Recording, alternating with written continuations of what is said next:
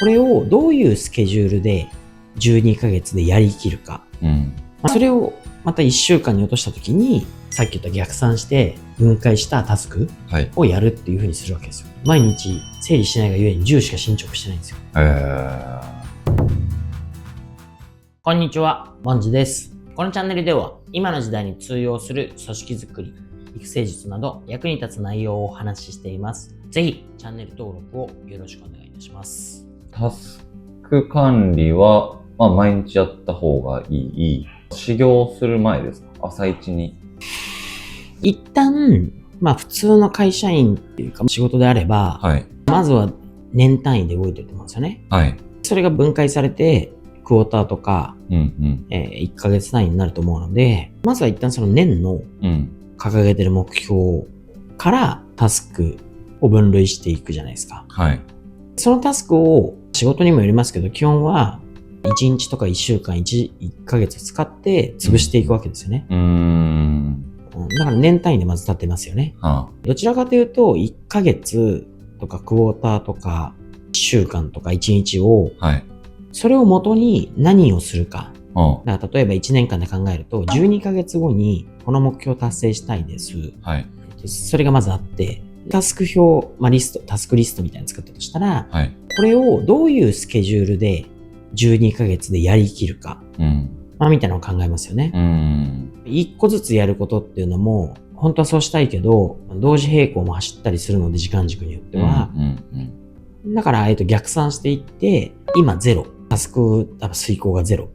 で、12ヶ月後にタスク遂行をもしかしたら、じゃあ50個というのをやるということをしたら、この50個を逆算して考えていく。いつの時点でこのタスクを完了することが適切なのかをまず計画づけて、で、それの進捗管理をある意味月次とか週次とか日時でやるっていう話なので、その50個を逆算してバーっと月次ごとにつけたとしたら、まずじゃあこの1ヶ月目はこのタスクを完了することがまずやるべきことだと。それが仮に5個だとするじゃないですか。じゃあこの1ヶ月目でこの5個のタスクを完了すること、だとすると、じゃあこれをまた逆算で分解して、1週目で何、2週目で何、3週目で何、4週目で何って考えていくわけですよね。それをまた1週間に落としたときに、この1週間でやるのはこのタスクだよね。このタスクを1週間で終わらせるために、月曜日、火曜日、水曜日、木曜日、金曜日の予定を作るわけですよね。こうやって逆算して分解してプロットしていく。あとは実行するだけですよね。そうやって分解していくんですね。なるほど。デイリーのタスク管理に関しては、結構細かい業務とかもあるじゃないですか。例えばお客様に商品を発送するとか、細かなタスクまで入れるべきですか？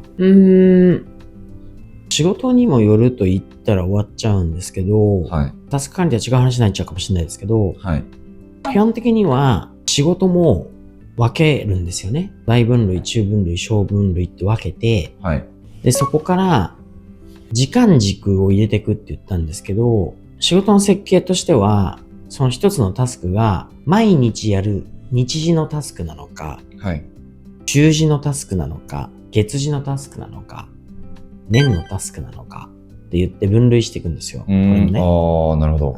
だからある意味その毎日とか毎週とか決まってるルーティンタスクと、その1年間の目標を達成するために行うタスク。わかりやすく言ったらじゃあこの2つがあるとして、ルーティンタスクはルーティンタスクにちゃんと仕事の、例えばじゃあ仮に自分の仕事の時間の5割。ルーティンタスクどのぐらいで収まるかって計算した上で5割なら5割。これの5割の時間をさっき言った逆算して分解したタスクをやるっていう風にするわけですよ。で、こうやって計画を作って、だから毎日必ずやんなきゃいけないこと、週次やんなきゃいけないことが、例えば1週間、1ヶ月でもいいんですけど、自分の仕事の半分、これが入ってると。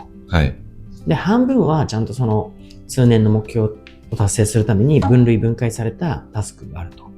だとしたらこの 50% の時間をちゃんとこのタスク完了について使えるように計画をして、これを実行していって、これの進捗管理を自分でしていくと。なるほど。タスクって言うとまた混乱しちゃうんで、はい。タスクっていうのをやるべき作業というふうに定義して、あ例えばですけど、それを、じゃあ、新規顧客開拓だ。はい。とかっていうタスクだとしたら、あとは to do に落として、to do っていうのは具体的なアクションっていう定義ですね。例えばじゃあ、4月1日までにターゲットリストをまず更新する to do をやる。はい。それをやったかどうか、ちゃんと自分でチェックするし、もちろんそこまで分解してるんで、自分でやりますよね。はい。ターゲットリスト作る、家電する、訪問する、何件家電する、何件訪問するとか。こういうのをこう常に毎日更新していく感じですよね。ああ、なるほど。はい、その一つのタスクに対してやるべきことをトゥードゥリストにまとめる。そうですね。ああ、なるほど、なるほど。はい、タスクとトゥードゥっていうのが自分の中でごっちゃになっていて、そこがなんかこう明確化されてなかったんですよ。今のお話聞いてなんかスッと腑に落ちましたね。タスクは年間とか月間のスケジュールに沿ったものを落として、そのタスク一つ一つを to do で細かく分解していって自分がやることを整理する。そうですかね。まず年間の目標があって、それを1ヶ月ごとに例えば分解している目標になってるわけですから、この1ヶ月の目標これ。でこの1ヶ月の間の目標を達成するために、やるべきタスクはこれ。はい。1週目やる、これやる。2週目これやる。なんなら3週目、4週目これやる。で、それを決めて、それをやるってことは具体的なアクションなんだろうね、to do。はい。これ、あれ、これ、あれって設定して、それを実行管理していく。なるほど。はい。うちだと業務改善とかするときに、みんな言うことは、忙しいからそういう整理する時間がありませんって言うんですけど、何言ってんだろうなっていつも思うんですよね。だって、例えばいつも自分が8時間毎日仕事してるとしたらですよ。はい。8時間マックス仕事入ってますと。それでも片付けられないじゃないですか。はい。毎日10の、要は質の仕事をしてますと。質と量が10だとしましょう。はい。それでも終わらないんですよね。はい。だけど整理したら、これ15進む可能性があるわけですよ。それを20日間やったら、単純計算20日間やったら100増えるわけじゃないですか。だからできること100増えるんですよ、1ヶ月。そうするために、今目の前の10の時間整理に使えませんかねってよく言うんですよね。だって結果10の時間を無理にでも捻出して1日使ったら、それが月間としては50増えて帰ってきますよみたいな。すぐリターンがありますよと。だけどそのリターンも分からなくて、結局本来だったら整理したら15進捗するのに、毎日整理しないがゆえに10しか進捗してないんですよ。結果月間でね、200とかしか進んでませんみたいな。ちょっとよく考えたら分かるんだけどなと思う。整理した方が結果が出るんだけど、なぜか目の前忙しいって言ってるから整理しない。で結果質も量も高くないみたいな。ちょっと理解不能なんですよね。なるほどね。僕は今お話聞いて思ったんですけど、突発的な仕事の依頼とかが結構多いんですよ、仕事柄。そういうのがこう毎日入ってくると、すべてのこう決めたタスクを遂行できないみたいな日もやっぱ結構多くて。それって個人もそうだし、チームもそうだし、仕事が整理されてないからですよね。それは個人もやっぱチームも。なるほど。一つは、緊急対応が日時のルーティン業務に入ってるんだったらある程度致し方ないんで、日時のルーティン業務として緊急対応時間がこのぐらいあるよってそもそもスケジュール組んどきゃいい話ですよね。なるほど。そうじゃなくて緊急対応がルーティン業務ではないけどバンバン来るんだったら、それは仕事の設計の仕方に問題がありますよね。緊急対応って結構何をもって緊急対応とするかっていう定義も決めた方がいいと思うんですよね。うちだったらお客様らからの例えばクレームとかは緊急で重要だからすぐやれっていうわけだね。これはその他の仕事が後回しになってでもやるべきだよね。だけど、上司から振られる、仕事って本当に緊急ですかって一旦見直す必要があるわけですよ。だとしたら上司に対して自分の仕事がきちっと設計されていればですよ。どっちの方が優先度高いですかって確認する。それでもすぐやってくれっていうことですぐ重要なんだったらやればいいし。で、それが例えば定期的に1週間に3回ぐらい来るよと。もうそんなの自分で日報つけて統計取れるわけですよ。だとしたらその分をちゃんと時間確保しておくわけですよ、事前にね。大体そういう人が言うのは、スケジュール組んでも、途中で変わったりとか振り回されるからもう組まないっていう人が多いんですよね。わかりますね。アホかって言うんですけど。でも、スケジュールが振り回されるから組まないっていうのはもう愚の骨頂ですよと。スケジュールは組んだ通り 100% 予定通りいかないかもしれないけど、まず組むことに意味があると。なるほど。だってスケジュール予定通りに行ったのか、予定通りに進まなかったのかが把握できないじゃんと。だから把握して、これちょっと違う話ですけど、よく言われる PDCA みたいなのの C ですよね。チェック、振り返り。これができないんですよ。だから計画をして、準備して、実行して、振り返りをして、改善をしてやるんですね、普通ね。だけど、結局、スケジュール振り回せるから組みませんよって言ってる人って、計画もしない、計画ないから準備もしない、実行、行動、do だけ毎回やってる。で、振り返りもしない。当然改善もできない。do だけ。do だけ。行動するのは大事なんですけど、それって何のための行動ですかってなった時に、受動的行動しかしてないですよ。まあ確かに。結果を生む行動っていうのは能動的な行動ですよと。受動的行動しかできないんですよね。振り返りもしないから改善もしない。計画もしないから準備もしない。当然 do っつって受動的行動ばっか来る。なるほど。それに振り回されて、俺何やってんだろうなってなるわけですよ。成果なんか出ないんですよ。確かに。タスク管理の重要さがめちゃめちゃ身に染みて今感じてます。なるほど。先延ばし癖が僕すごいあって、タスクを後回しにしてしまう。先延ばし癖ですよね。後でいいやっていうのがちょっと先行しちゃうみたいな。